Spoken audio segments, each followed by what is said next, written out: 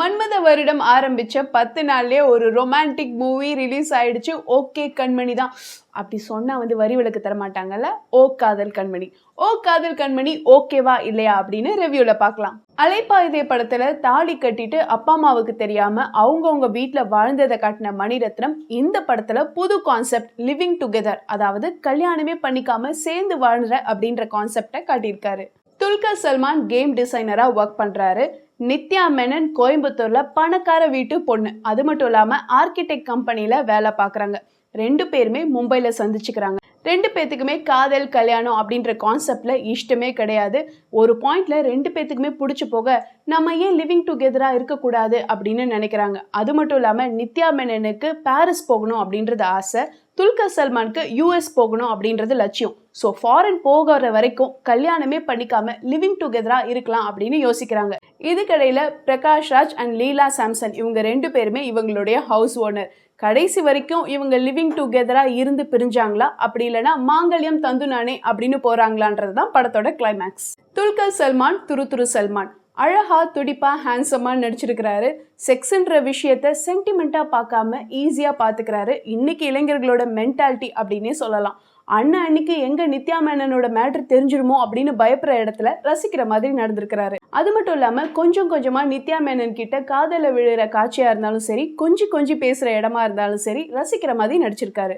நித்யா மேனன் அநியாயத்துக்கு குள்ளமா இருக்காங்க, ஆனா நடிப்புன்னு வந்தா பிச்சி பெடல் எடுத்திருக்கிறாங்க.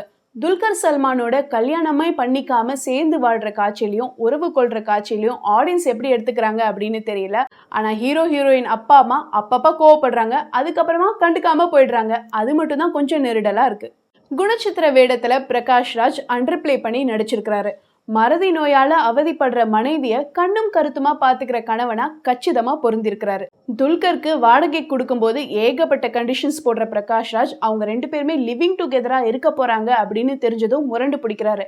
ஆனா நித்யா மேனன் பாடுற ஒரு பாட்டை கேட்டதுமே அவுட், அவ்வளவுதான் ரூமை கொடுத்துடுறாரு. இதெல்லாம் கொஞ்சம் ஓவரா தான் இருக்கு. மறதி நோய் வந்த கேரக்டரா லீலா சாம்சன் நடிச்சிருக்கிறது சூப்பரா இருக்கு. அது மட்டும் இல்லாம சிச்சுவேஷன்ஸுக்கு சம்பந்தமே இல்லாம அப்பப்போ விடுற டயலாக் எல்லாமே கலகலப்பு விடுற மாதிரி இருக்கு. ஏஆர் ரஹ்மான் அசத்தி இருக்கிறாரு, பி.சி. ஸ்ரீராம் மிரட்டி இருக்கிறாரு. 2 பேரை பத்தி தனித்தனியா சொல்றதுக்கு என்ன இருக்கு, 2 பேருமே ஜாம்பவான்கள் அப்படின்றது நல்லாவே தெரியும்.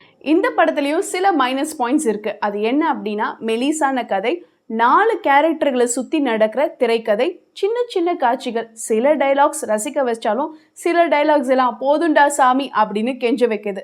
மணிரத்னம் படம்னாலே வருமே சில வினோதமான டைலாக், அந்த ஸ்டீரியோ டைப் மாடல் தான் கொஞ்சம் அழுக்க வைக்குது.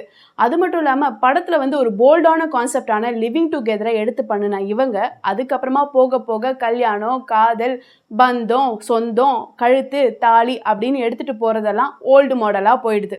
மணிரத்னம் படம் அப்படின்னாலே மழை, ரயில், கிழவி எல்லாமே இருக்கும். இந்த படத்துலயும் மழை இருக்கு, ரயிலும் இருக்கு.